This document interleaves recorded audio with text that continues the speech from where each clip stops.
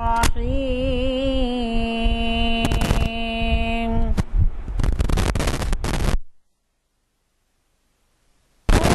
الناس بالبر وتنسون أنفسكم وأنتم تتلون الكتاب أفلا تعقلون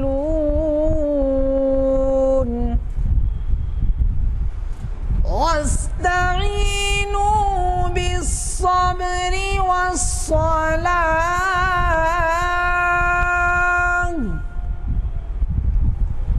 وإنها لكبيرة إلا على الخاشعين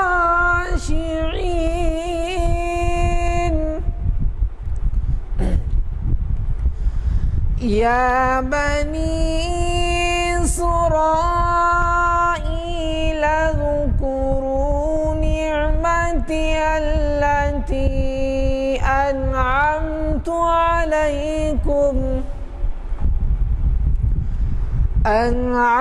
عليكم نعمتي ورضيت بالله أصحابا يا بني إسرائيل اذكروا نعمتي التي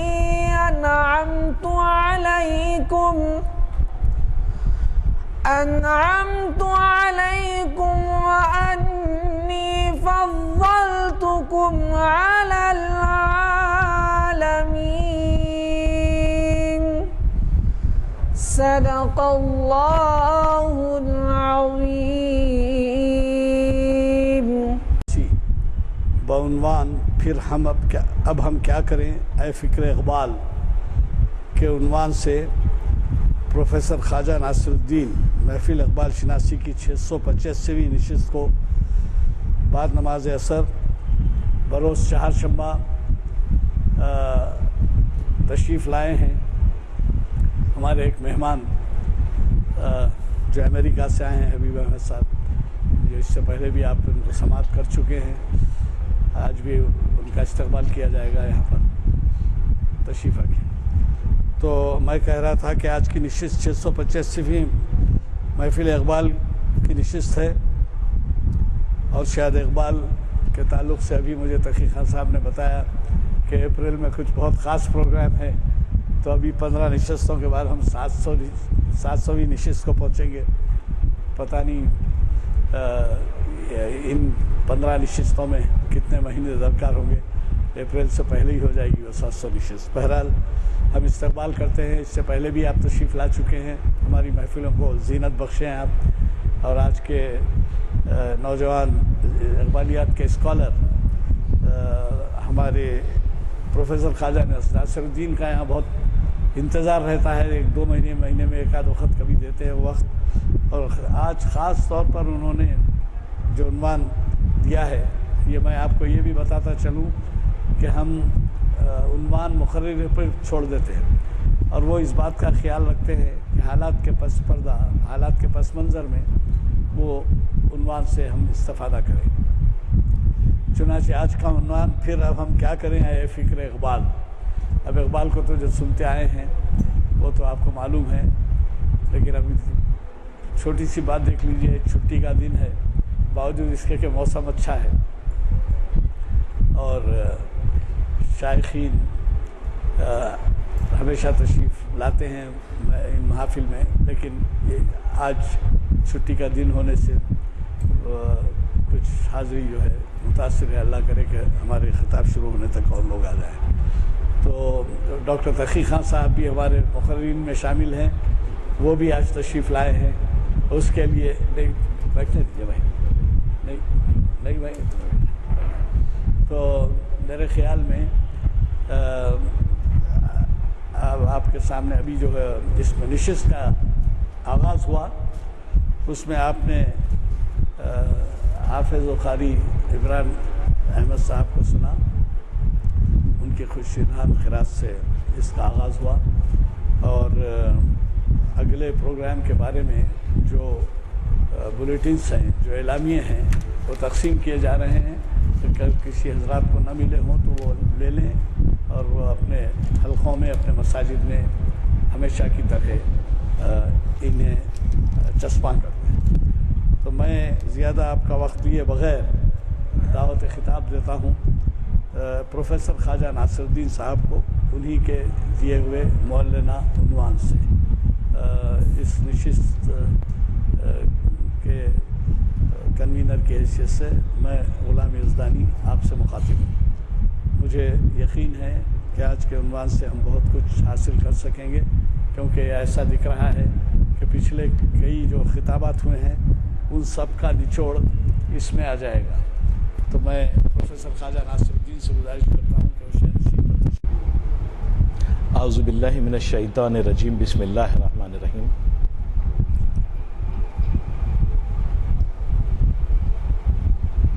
معزز حاضرین،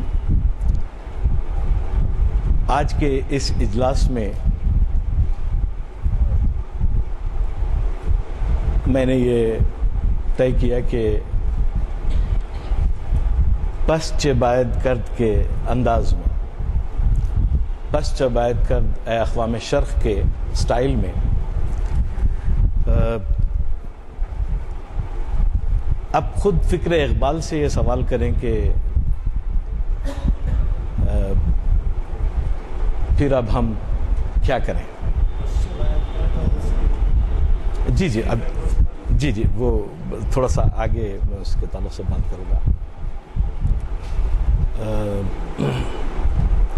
اس وقت بہت ہی بڑے اسکالر اقبال کے اساتذہ استاد، جن کو ہم بہت عرصے سے سنتے رہے ہیں، پروفیسر تقی خان صاحب موجود ہیں، اور میری اس جرت کو ایک طالب علمانہ جرت ہی سمجھا جائے، کیونکہ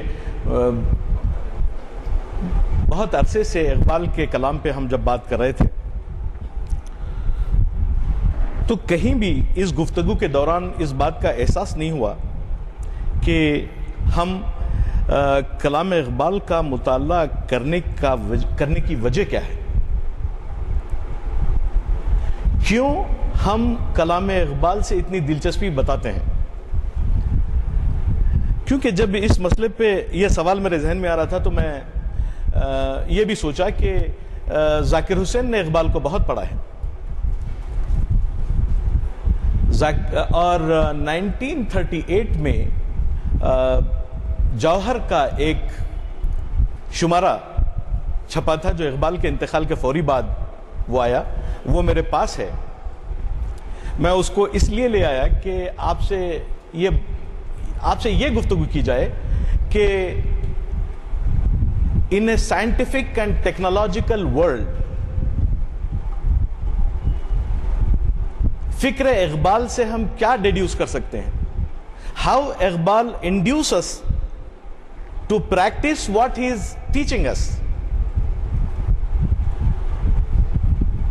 یہ جو چھوٹے چھوٹے سوالات میرے ذہن میں تھے تو میں یہ سوچ رہا تھا کہ اقبال کے فلسفے پہ، اقبال کے درد پہ، اقبال کے عشق پہ، اقبال کی تعلیم پہ، یہ تمام جو مرحلے ہیں یہ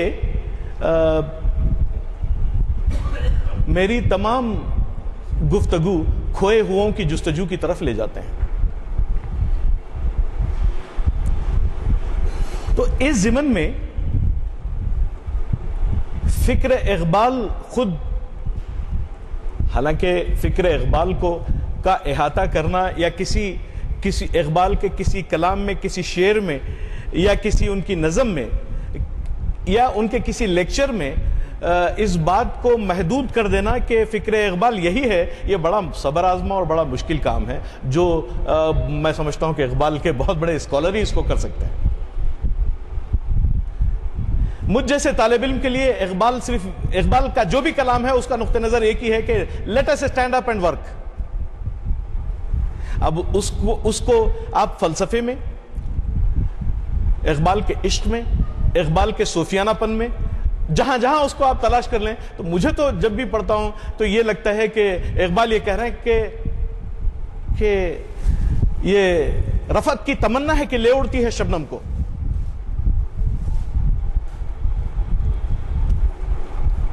آج کی محفل اور آج کی بات کو اسی وجہ سے میں اقبال کے کلام کے ان اشعار کے ساتھ شروع کرنا چاہوں گا کہ بیسک نقطہ نظر میرا یہ ہے کہ نوجوان ہماری نئی نسل اس میسیج کو، اقبال کے پیام کو کس طرح اپنی زندگی کی تگ و دو میں استعمال کر کے اپنے آپ کو بلند و برتر کر سکتی ہے.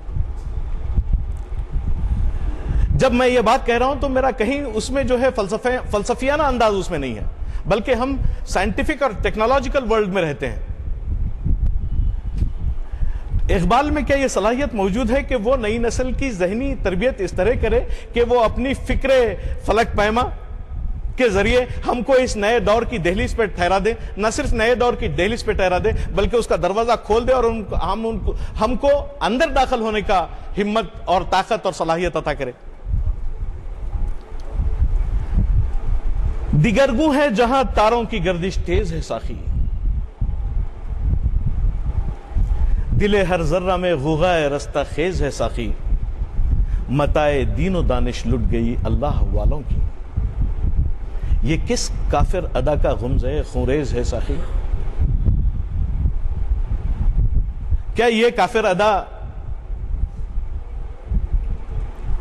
دور جدید کی نئی نالج ہے، نئے علوم ہے، جس کی پہلی کیجوالٹی، جس کا پہلا شکار ہم ہوئے؟ آپ چاہیں اس بات کو ہندوستان کے تناظر میں لے لیں یا بین الاقوامی تناظر میں لیں، دونوں کا نتیجہ مجھے ایسا لگتا ہے کہ تقریباً وہ ایک ہی ہے. نہ اٹھا پھر کوئی رومی عجم کے لال ہزاروں سے، وہی آب و گل ایران وہی تبریز ہے ساقی. لا پھر ایک بار وہی بادہ و جام ہے ساقی، ہاتھ آ جائے مجھے میرا مقام ہے ساقی. 300 سال سے ہیں ہند کے میخانے بند، اب مناسب ہے کہ تیرا فیض عام ہو ساقی.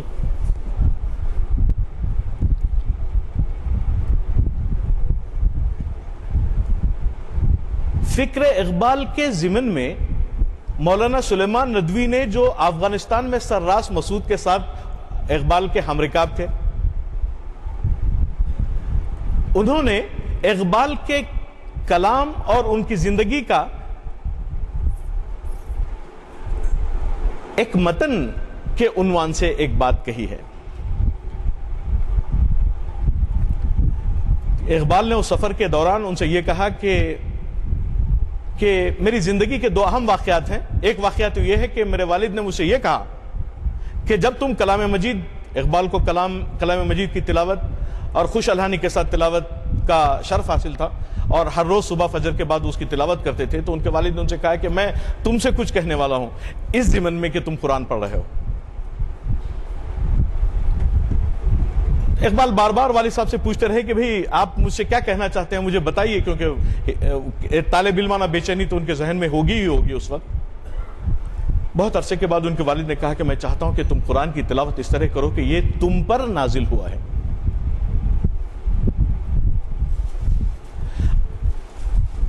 اب ہم قرآن میں یہ پڑھتے ہیں کہ اگر یہ پہاڑوں پہ نازل ہوتا تو اس کی دھجیاں اڑ جاتی، یا کسی میں دم ہے تو ایسی ایک آیت ہی لا دکھا دے. اب ان باتوں کو علامہ کے والد محترم یہ کہہ رہے ہیں کہ بیٹے آپ یہ سمجھیں کہ یہ کلام مجید تم پہ اترا ہے اور خداوند کریم اور خالق کائنات تم سے مخاطب ہے.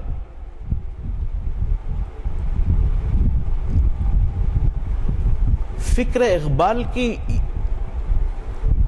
ترویج میں، تدوین میں اور ترقی میں ذرا غور کیجئے کہ اس بات کا کتنا بڑا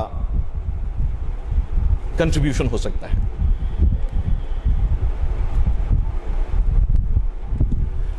ابھی جو کلام مجید کی تلاوت ہو رہی تھی اس میں یہ بات آئی کہ وَاسْتَعِینُوا بِالصَّبْرِ وَالصَّلَاةِ. تو یہاں اس بات کا جواب بھی ملتا نظر آتا ہے کہ پھر اب ہم کیا کریں فکر اقبال. تو اس کا مطلب یہ ہے کہ وَاسْتَعِینُوا بِالصَّبْرِ وَالصَّلَاةِ. لیکن اس سے پہلے لَيْسَ لِلْإِنسَانَ إِلَّا مَا سَعَى. اپنی زندگی کی جدوجہد اور تگودو میں اپنے آپ کو اتنا باہمت اور کنٹریبیوٹری فیکٹر بنا لیں کہ اس کے بعد ہم اللہ تعالیٰ سے مدد مانگیں اور اس سے درخواست کریں کہ ہماری موجودہ حالت کو تبدیل کر دیں. یہاں مشکل تو یہ ہے کہ جب ہم فکر اقبال سے متعلق بات کر رہے ہوں تو یہاں سب سے بڑی مشکل یہ ہے کہ ہماری نوجوان نسل سے وہ پیمانہ، وہ ساخی جس سے اقبال مستفید ہوتے رہے، اس پیمانے سے ہماری نئی نسل واقف نہیں ہے. ابھی میں آپ کو بتاؤں گا کہ علامہ نے جب اقوام مشرق سے مخاطبت کی ہے تو وہ کس انداز میں اپنا میسج آپ کے سامنے رکھتے ہیں.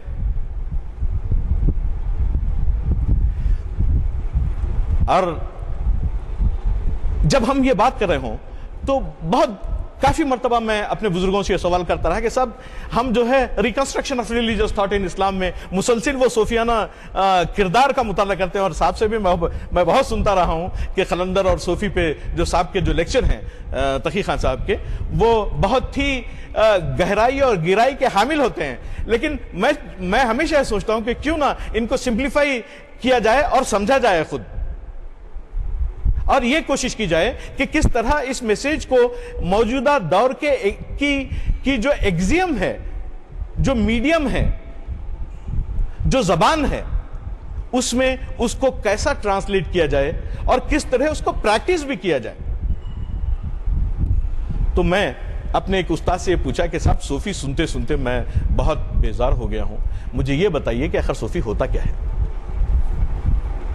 کیونکہ آپ مولانا رومی کی مثنوی سے خود جس کا استفادہ علامہ اقبال نے کیا ہے، یا حافظ شیرازی سے جس سے خود غوث فندان قدیم اقبال نے ان کو کہا ہے، تو یہ جو باتیں ہیں، ان باتوں سے ہم کیا سیکھ سکتے ہیں، اس کا ایک بہت بڑا تگودو کا مسئلہ ہے، بڑی جدوجہد کا مسئلہ ہے، بڑے مطالعے کا مسئلہ ہے یہ، اور بڑی اچھی صحبتیں درکار ہیں ان باتوں کو سمجھنے کے لیے. تو میں نے ایک سمپل کوشچن یہ کیا کہ صاحب یہ بتائیں کہ آخر یہ صوفی ہوتا کیا ہے جس کو ہم بار بار سن رہے ہیں.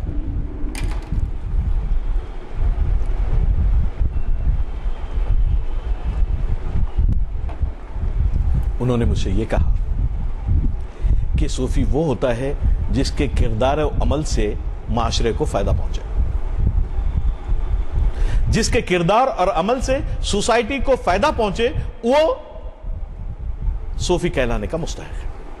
مطلب یہ کہ وہ جانتے تھے کہ ہماری جاہلیت اور ہماری کیپیسٹی کیا ہے کسی بات کو سمجھنے کے لیے، اور جب اس کیوریاسٹی کا وہ جو ہے ریسپونڈ کر رہے تھے، اس کا جواب دے رہے تھے، تو ان کو یہ سمجھ میں آیا کہ بھئی اس شخص کو وہ بات بتائی جائے جو اس بات پر عمل کر سکے. لہٰذا ہم یہ کہہ سکتے ہیں کہ جس کسی کو بھی صوفی بننا ہو، اس کا کردار ایسا ہو، اس کا عمل ایسا ہو کہ اس سے معاشرے کو فائدہ پہنچے.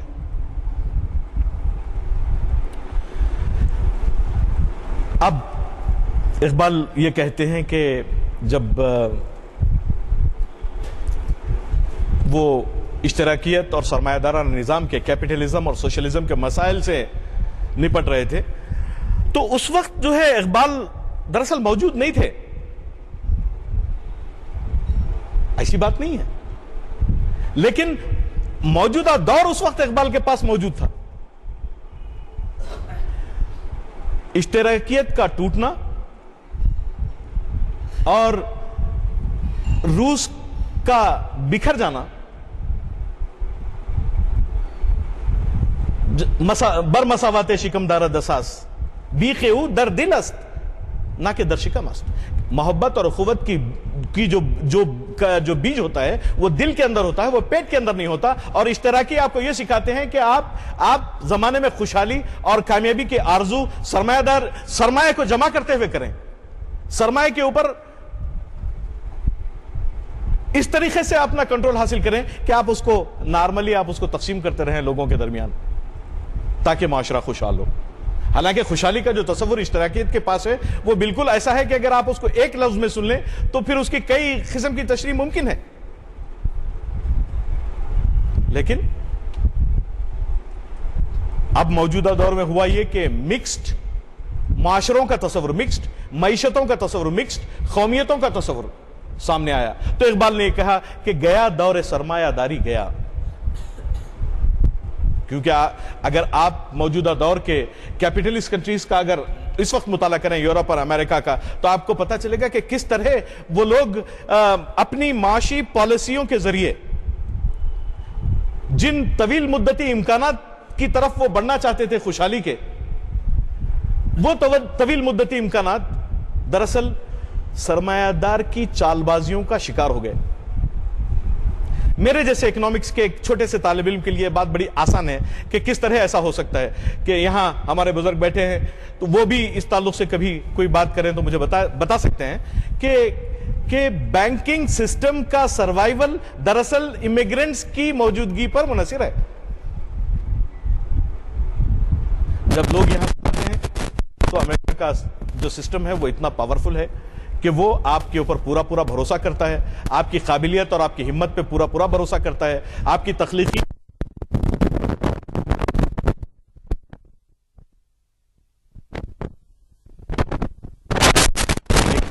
آپ کار لے لیجئے, گھر لے لیجئے اور تمام چیزیں لے لیجئے. اس کے ساتھ ہی ہوتا یہ ہے کہ وہ شخص جو یہ سمجھتا ہے کہ اپنے گھر اور اپنے خاندان اور اپنی خوشحالی کے لیے کام کر رہا ہے, دراصل وہ بینک کو کنٹینیوس انکم پہنچانے کے لیے کام کر رہا ہے. تو سرمایہ دارانہ نظام کی یہ جو کیفیت ہے وہ غلط نہیں ہے. کیوں بھائی دیکھیے کہ جب کوئی پالیسی بنتی ہے, جو کوئی پلاننگ ہوتی ہے, اس پلاننگ کی کامیابی کے لیے آپ کے پاس جو منصوبہ ہوتی ہے وہ بڑی انٹیلیجنٹ ہوتی ہے.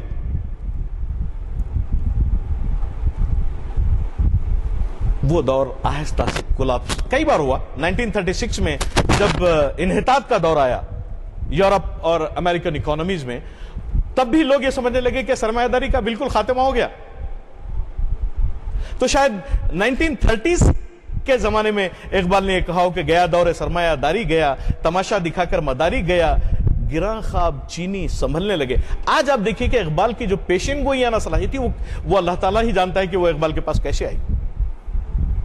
آج اگر آپ دیکھیں گے کہ چائنا اور امریکہ دونوں کے مفادات تقریباً ایک ہی ہیں, دونوں کو کنزیومرز چاہیے, دونوں کو اپنی پروڈکٹیو کیپیسٹی میں اضافہ کرنا ہے, دونوں کو خوشحالی درکار ہے, اور اس کے لیے جو ٹولز ہیں وہ تھوڑے سے مختلف ہیں, لیکن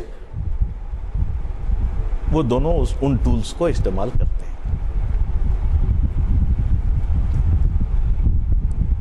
گراں خواب چینی سنبھلنے لگے, ہمالیہ کے چشمے ابلنے لگے. اب ذرا دیکھیے آپ, تمدن تصوف شریعت کلام بتانے عجم کے پجاری تمام.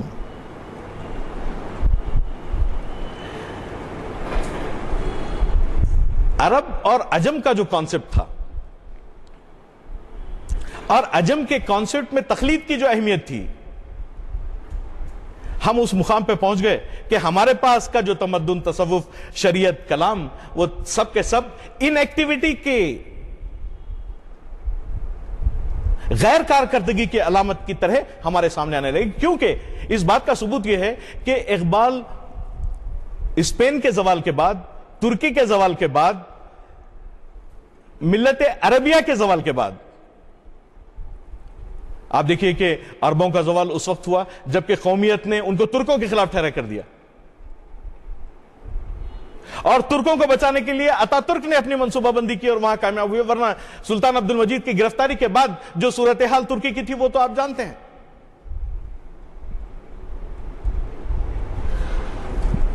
اور تقریباً آپ ملکوں کے نام لیں, جغرافیائی حدود کو اپنے خیالات کا احاطہ نہ کرنے دیں.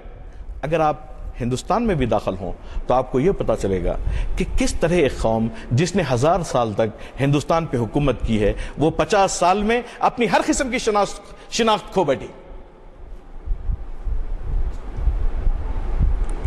اس کا ریزن کیا ہے؟ بتان عجم کے پجاری تمام. میں سمجھتا ہوں کہ صاحب یہ بولیں گے کہ صاحب یہ جو ہے فلسفہ حافظ ہے، یہ فلسفہ رومی نہیں ہے.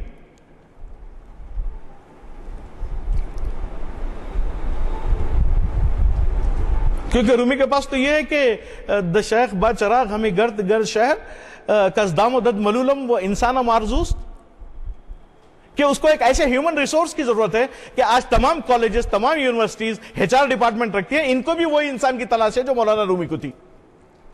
ایسا انسان جو اپنی تخلیقی صلاحیتوں کے ذریعے دنیا کے کیریکٹر کو بدل دے، انسانوں کو فائدہ پہنچائے اور انسانوں کو ان کے مقصد وجود کی بلندیوں تک لے جائے.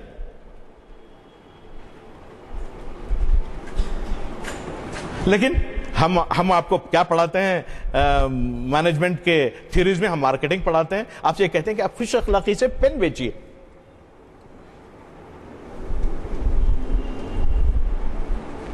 آپ خوش اخلاقی سے کپڑا بیچیے، آپ اتنے ڈائنامک ہوں کہ آپ کے سامنے سے کوئی آدمی چھوٹے نہیں. لیکن مولانا رومی کو رستم میں داستانم کی تلاش ہے، حضرت علی کرم اللہ وجہہ کی تلاش ہے، کہ ایسے لوگ جو قوموں کے کردار پہ اثر انداز ہوں اور ان کی تاریخ بدل دیں. اقبال کے پاس مرد مومن بھی اسی لیے ہے کہ وہ چاہتا ہے کہ اپنی جدوجہد اور اپنی فکر کو اس طریقے سے وہ ڈیولپ کرے کہ تخلیق کائنات کا حصہ بن جائے، کیونکہ خلیفۃ اللہ فی الارض ہونے کا جو کردار ہے اس کو نبھانا ہے. آپ دیکھیے جب ہم آسمانوں کی بات کرتے ہیں تو ہمارے پاس کوئی پریکٹیکل کانسیپٹ نہیں ہوتا. کاسمولوجی کی ہم جب بات کرتے ہیں، جب ہم جیولوجی کی بات کرتے ہیں تو ہمارے پاس کوئی اس کا ایسا تصور نہیں ہوتا کہ یہ علم جو ہے انسانی وجود کو اپنے مقصد وجود کی بلندیوں تک لے جا سکتا ہے. پھر ارض و سماوات کے درمیان ایک کانسیپٹ ہے جہاں ٹیکنالوجی ڈیولپ ہوتی ہے، جہاں نالج ڈیولپ ہوتی ہے، جہاں انڈسٹریل کلچر ڈیولپ ہوتا ہے، جس کی عدم موجودگی کی وجہ سے قومیں نیچے گر سکتی ہیں. آپ دیکھیں اسپین کی مسلم تاریخ میں جو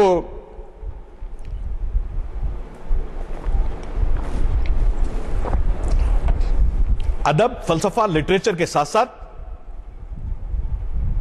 آرکیٹیکچر اور ٹیکنالوجی بھی موجود ہے، اور اس کے بعد ترکیوں نے بھی اس کو آزمایا. لیکن جب ہم انسانی وسائل کی یا ہیومن ریسورسز کی بات کرتے ہیں تو مرد مومن کا کردار ابھر کے سامنے آتا ہے. علامہ مرد مومن کے کردار میں حضور نبی کریم صلی اللہ علیہ وسلم کی ذات کو انسان کامل کی حیثیت سے پیش کیا ہے. تو وہاں آپ یہ دیکھ سکتے ہیں کہ جب وہ نبوت سے پہلے جب شام کو وہ اپنے بزنس کے سلسلے میں جایا کرتے تھے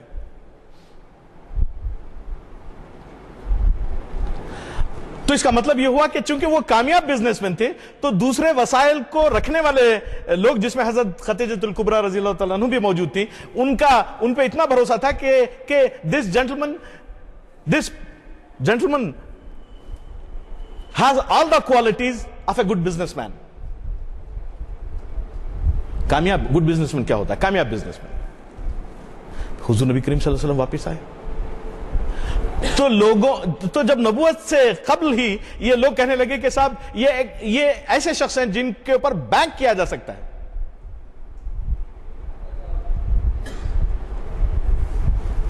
مثلاً یہ کہ امانتیں رکھوائی جا سکتی ہیں.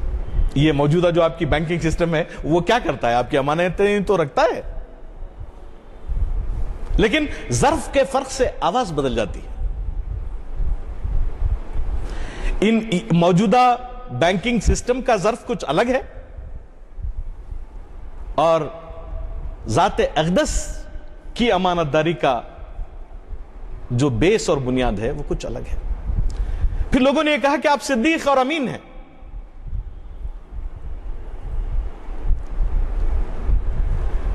تو ذرا غور کرنے کی بات یہاں یہ ہے کہ ہمارے کردار اور عمل میں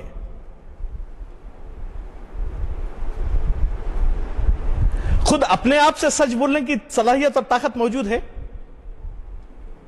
دوسروں سے تو آپ چھوڑ دیں، کیونکہ آپ دیکھیں گے کہ موجودہ دور میں ہم جس مقام پہ ٹھہرے ہیں وہاں ہماری بنیادیں بے انتہا کمزور ہیں۔ Let us realise this fact, کیونکہ جس معاشرے میں 80% سے زیادہ لوگ کائنات کی تعلیم سے بے بہرا ہوں، جس میں scientific advancement, medicinal advancement, pharmaceutical advancement, industrial advancement, یہ تمام چیزیں شامل ہو سکتی ہیں، وہ معاشرہ کس طرح اپنے آپ کو تہذیب یافتہ اور ترقی یافتہ کہہ سکتا ہے؟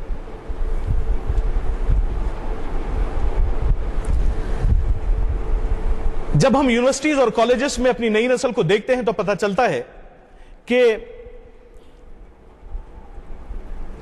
نہ والدین نے ان کے سامنے وہ ابھی میں نے اقبال کے والد کا حوالہ دیا اور ان سے کہا کہ اقبال کے والد نے کہا کہ بھئی سمجھیے کہ اللہ تعالیٰ آپ سے بات کر رہا ہے، تو جب اللہ تعالیٰ خود آپ سے بات کر رہا ہے تو آپ کی حالت کیسی ہونی چاہیے؟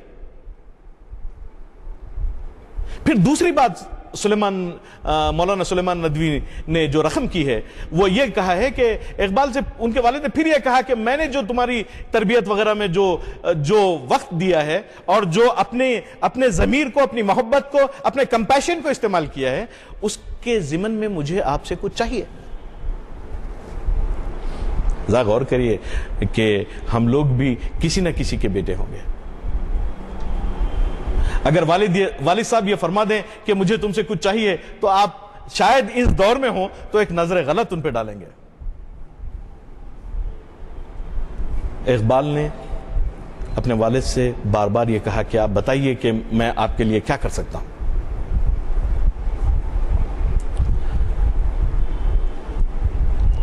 والد کی طبیعت خراب ہوئی تو اقبال نے پھر یہ سوال کیا کہ بھئی کہ آپ مجھے بتا ہی دیں کہ آپ کیا چاہتے ہیں۔ تو اس وقت تک اقبال کے کلام کا اور اقبال کے جو کنٹریبیوشن کا چرچا دنیا میں ہونے لگ گیا تھا،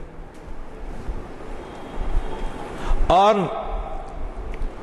اقبال کے والد یہ چاہتے تھے کہ ان کی محبت اور ان کی کنٹریبیوشن کے بدلے میں انہوں نے جو حصہ اقبال کی تربیت میں دیا ہے ایز اے فادر، اس کے بدلے میں میں یہ چاہتا ہوں کہ آپ اسلام کی سربلندی کا کام کریں۔ تو جب والد صاحب کا انتقال ہو رہا تھا اور اس وقت اقبال وہاں موجود تھے تو انہوں نے والد صاحب سے پوچھا کہ کیا میں نے کچھ کیا ہے ایسا؟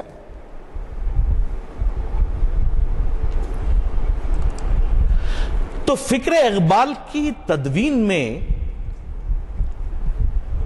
بہت بڑی بڑی باتیں نہیں ہیں۔ مثلا یہ کہ مولانا ذاکر حسین یہ لکھتے ہیں کہ اگر آپ اقبال کا مطالعہ اس طرح کریں کہ اقبال آپ یہ سمجھ لیں کہ ادب، اطاعت اور ضبط نفس کی منزل سے گزار کر تربیت خودی کے صحیح راستے پر ڈالنے والی شخصیت کا نام اقبال ہے۔ ظاہر ہے کہ ذاکر حسین نے تو ایک کنکلوژن دیا ہے، لیکن اگر آپ خودی کے بارے میں اقبال سے پوچھیں، ساقی نامے کی پوری نظم بڑھے جائے کوہ گراں توڑ کر، یعنی وہ صلاحیت، وہ کردار پیدا ہوتا ہے جس کے ذریعے آپ میں یہ کیفیت پیدا ہوتی ہے کہ بڑھے جائے کوہ گراں توڑ کر، طلسم زماں و مکان توڑ کر، ہر ایک منتظر تیری الغار کا، تیری شوخی فکر و کردار کا، تو ہے فاتح عالم خبوزشت، تجھے کیا بتاؤں تیری سرنوشت۔ اب اگر ہم ذرا غور کرتے ہیں تو پتہ چلتا ہے کہ یہ میسج تو کہیں گیا ہی نہیں۔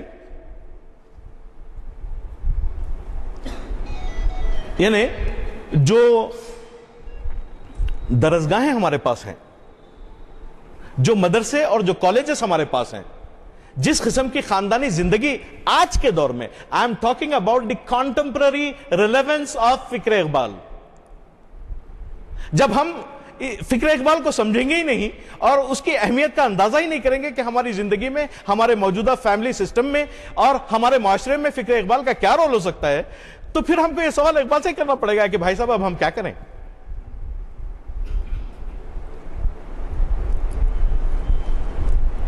تو اقبال پلٹ کے آپ سے بولیں گے، سمجھتا ہے تو راز ہے زندگی، فقط ذوق پرواز ہے زندگی. واٹ از یہ پرواز ہوتی کیا ہے اصل میں؟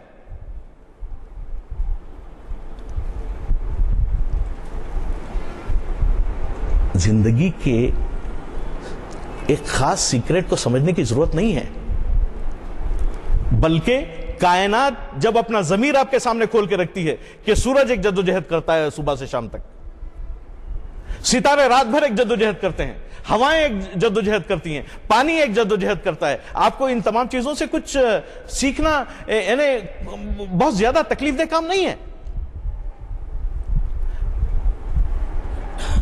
لیکن ہماری موجودہ کیفیت، کانٹمپرری جو سچویشن ہے وہ ایسی ہو گئی ہے کہ سمجھتا ہے تو راز ہے زندگی. اقبال کہتے ہیں کہ فقط ذوق پرواز ہے زندگی. انسان ہونے کے ناطے تدبر اور فکر کے ذریعے اپنی ذات کو اونچا اٹھانے کا نام زندگی ہے. اور یہ کوئی ابسٹریکٹ کانسیپٹ نہیں ہے کہ ذات کو اونچا اٹھانے کا کیا مطلب ہے.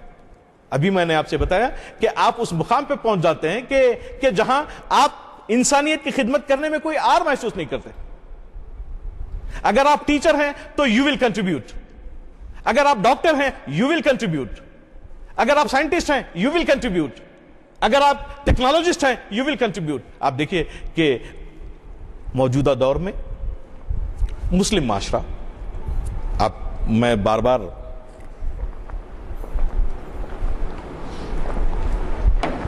اسی سبجیکٹ کی بات کر رہا ہوں.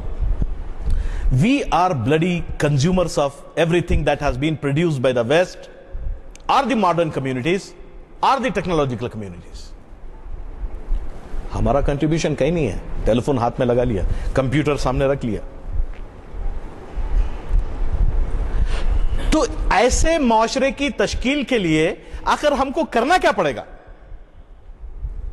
جو ایک صارف محض بن کے نہ رہ جائے بلکہ ایک حصہ پارٹیسپیٹ کرنے والا معاشرہ بنے. آج کے دور میں آپ دیکھیں گے کہ بے تحاشا انجینئرنگ کالجز اور انسٹیٹیوٹ آف ٹیکنالوجیز موجود ہیں. دیکھیے، جو فکر کی اساس ہے وہ ہے ٹیکنالوجی جو معاشرے کے سسٹم کو بدل دے، جو کنٹریبیوٹ کرے، اور جو کنٹریبیوٹ نہیں کرے گا اس کا حشر بند ہو جائے گا. جاتا ہوں تھوڑی دور ہر ایک راہ رو کے ساتھ، پہچانتا نہیں ابھی راہبر کو میں. اگر آپ کسی بھی سائنٹیفک اور ٹیکنالوجیکل انسٹیٹیوٹ سے اپنی صلاحیتوں میں ایسا اضافہ کرتے ہیں کہ آپ ایک مدر بورڈ بنا لیں، آپ کروڑپتی ہو جائیں گے. It's very simple. اگر آپ ٹیلی فون بنا دیں ایک، نہیں، آپ کو چاہیے بلیک بیری، آپ کو چاہیے سیمسنگ، آپ چاہیں گے بڑی بڑی باتیں کرنا، لیکن ذرا غور کریے کہ کتنی پریکٹیکل بات ہے یہ. آخر اس پریکٹیکل بات کو ہمارے بچوں سے، ہماری نئی نسل سے کون کرے گا؟ اب خداوندان مکتب سے تو اقبال کو بھی شکایت تھی اس دور میں، مگر وہ علم کے موتی کتابیں اپنے آبا کی جو دیکھیں ان کا یورپ میں تو دل ہوتا ہے سے پارا. بہت عرصے تک یورپ نے اس بات کو تسلیم ہی نہیں کیا کہ جو سائنٹیفک میتھڈالوجی ہم کو یہاں سے ملی ہے وہ ہم نے اسلام سے حاصل کی ہے، اسپین کے مسلمانوں سے نے ہم کو وہ دی ہے. یورپ نے کبھی تسلیم نہیں کیا. لیکن الٹیمیٹلی راجر بیکن نے اپنی تحریروں میں یہ لکھا ہے کہ ہم نے سائنٹیفک میتھڈز اور سائنٹیفک انالیسس کا جو نظریہ ہے وہ مسلمانوں سے، اسپین کے مسلمانوں سے لیا ہے، جس کو ہم نے یہاں آگے بڑھایا. تو وہ لوگ جو ہیں آپ دیکھیے کہ جب مسلسل وہ جنگیں ہارتے رہے مسلمانوں سے تو سارا یورپ 400-500 سال تک ایک ڈارمنٹ کنڈیشن میں پہنچ گیا, ایک سونے کی کنڈیشن میں پہنچ گیا, ایک سکتے کی کنڈیشن میں پہنچ گیا. ساری دنیا یہ سمجھتی رہی, لیکن ایسا نہیں ہوا, بلکہ ان لوگوں نے زندگی کی اس ہار سے یہ سیکھا کہ اپنے آپ کو اپنے ملک کے اندر ڈیولپ کرو. 400 سال تک انہوں نے ڈیولپ کیا, پھر اس کے بعد وہ پہنچے افریقہ, وہ پہنچے عرب, وہ پہنچے ترکی, وہ پہنچے ایشیا, جس کا میں 300 سال سے ہیں ہند کے میخانے بند. کا مطلب یہی ہے کہ انگریزوں نے 300 سال تک ایشیا کو اپنے قبضے میں رکھا, لیکن جب انہوں نے وڈرا کیا اور سائنٹیفک اور ٹیکنالوجیکل ایڈوانسمنٹ میں اپنے آپ کو بہت آگے بڑھایا, تب دنیا ان کی ہر چیز کو ایک جادوگری سمجھتی رہی. جب ریل آ رہی تھی اور دھواں نکل رہا تھا تو لوگ کہہ رہے تھے کہ بھوت آ رہا ہے.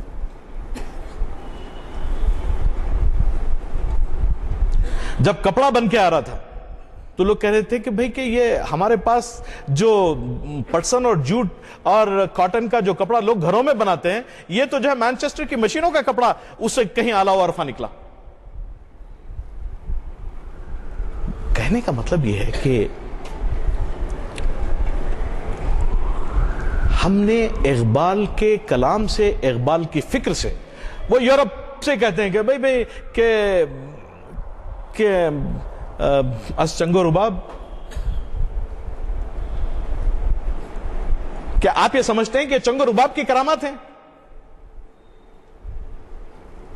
یہ علم و فن است, کہ یہ یورپ کے علم و فن کا نتیجہ ہے کہ جو چیزیں آپ کے سامنے ہیں.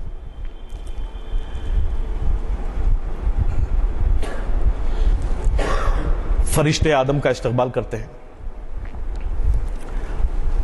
استقبال میں یہ کہتے ہیں کہ عطا ہوئی ہے تجھے روز و شب کی بیتابی. یہ تو فکر اقبال میں ہے, لیکن میرا سوال یہ ہے کہ کیا ہمیں روز و شب کی بیتابی عطا ہوئی ہے؟ کیا ہمارا دن اس حساب میں گزرتا ہے؟ ذرا ایک بات اور بھی غور کرنے کی ہے کہ اللہ تعالیٰ نے ٹائم کا جو کانسیپٹ ہے, انسان کی زندگی کا جو احاطہ کیا ہوا ہے, وہ میتھمیٹیکل سمپلیفیکیشن کے لیے میں آپ کو کہتا ہوں کہ 100 سال اگر کسی انسان کی عمر ہے اور 360 دن ایک سال میں ہوتے ہیں, تو ٹوٹل آپ 100 کو 360 سے آپ ملٹیپلائی کریں گے تو آپ کو کوئی بہت بڑے میتھمیٹیشین کی ضرورت نہیں پڑے گی. 36,000 دن ہوتے ہیں اس میں. جب آپ جھولے میں پہلا دن جب آپ اللہ تعالیٰ کی اس کائنات میں قدم رکھتے ہیں تو آپ کے پاس ایک اندازے کے مطابق اگر 100 سال اگر اب زندگی ہے تو 36,000 دن ہوتے ہیں. آپ کی ساری حماقتیں, آپ کی ساری قابلیتیں, آپ کی ساری بصیرت, آپ کی ساری ان ایکٹیویٹی, عدم کارکردگی, یہ سب یہ 36,000 دن کے اندر ہی محدود ہیں. لیکن آپ ذرا غور کریے, جیسے آپ کی عمر 50 سال کی ہوتی ہے تو 18,000 دن تو جا چکے ہوتے ہیں, اور 60 سال 70 سال اور 80 سال کی عمر میں آپ کون سا تیر مارنے کا امکان رکھتے ہیں اپنے پاس؟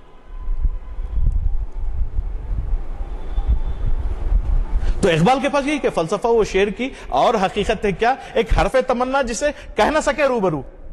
آپ اس کی تفسیر کسی طریقے سے بھی کر لیں, اور وہ حرف تمنا کیا ہے؟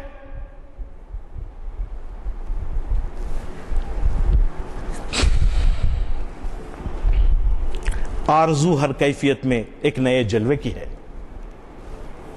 مسترب ہوں دل سکون آشنا رکھتا ہوں میں, گو حسین تازہ ہے ہر لحظہ مقصود نظر, حسن سے مضبوط پیمانے وفا رکھتا ہوں میں, جستجو کل کی لیے پھرتی ہے اجزا میں مجھے. اجزا, what is the chemistry of اجزا؟ اگر آپ لوگ کبھی کیمسٹری پڑھے ہوں تو صاحب یہاں بیٹھے ہیں, اس لیے میں کیمسٹری کا ورڈ جان بوجھ کے لے رہا ہوں, کہ جو امکانات کے ایلیمنٹس ہیں اس میں تخلیق کے تمام امور اور عناصر شامل ہیں. میں ہر جگہ پھرتا ہوں اور اس کل کی بہتری کی جستجو لیے میں ان تمام اجزاء میں اپنے آپ کو ڈھونڈتا ہوں. حسن بے پایا ہے درد لا دوا رکھتا ہوں میں,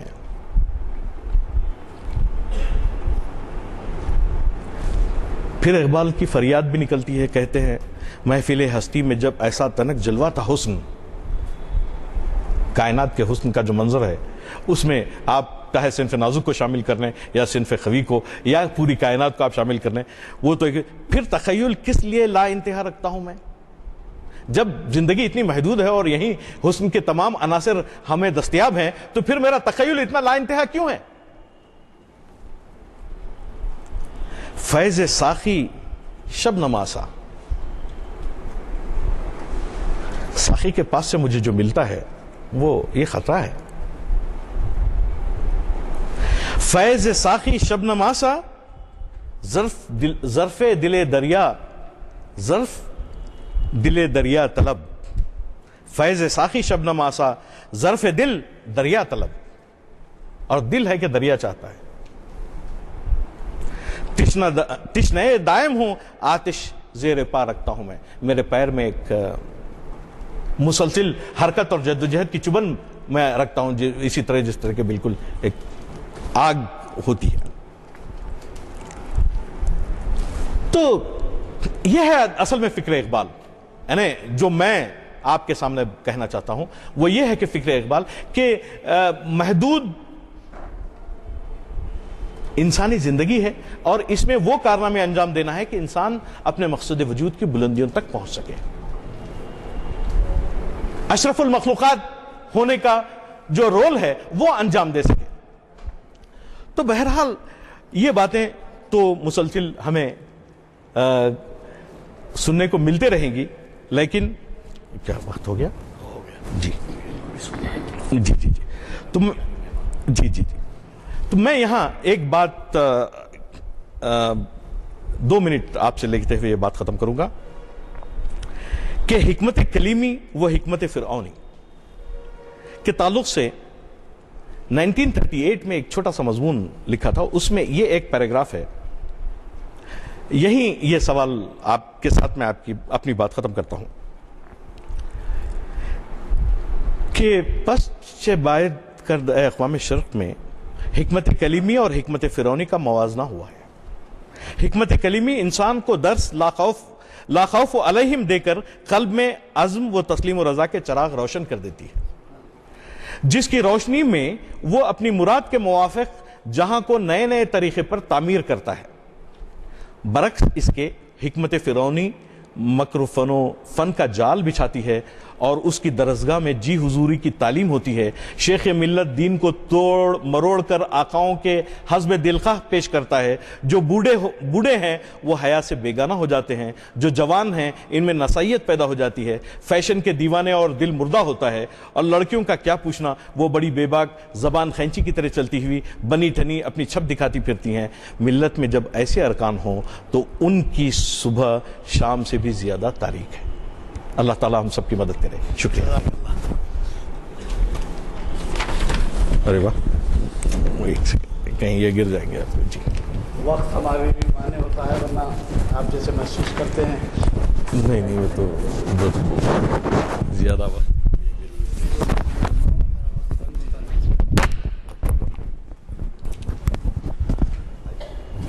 السلام علیکم. وہ بیٹھیے نا سے.